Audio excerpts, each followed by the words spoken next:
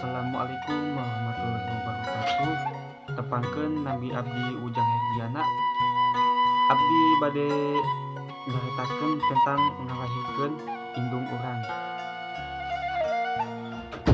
Salapan bulan jelana urang di jero beuteungna peurih karasa berat jeung capek kasida.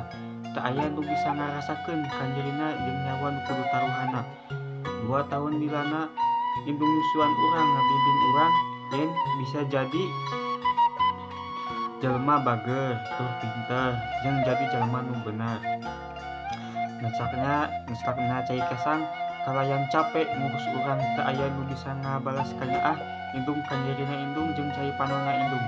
Emak abdi menta hampura teu acan bisa ngagapai impian sareng cita-cita pikeun gamuka ngabungahkeun hate emak tah jadi dina carita ieu teh urang teh tong ngalawannya kudu berbakti we pokona mah nya ka indung jeung ka bapa teh. Da anu ngalahirkeun ge indung urang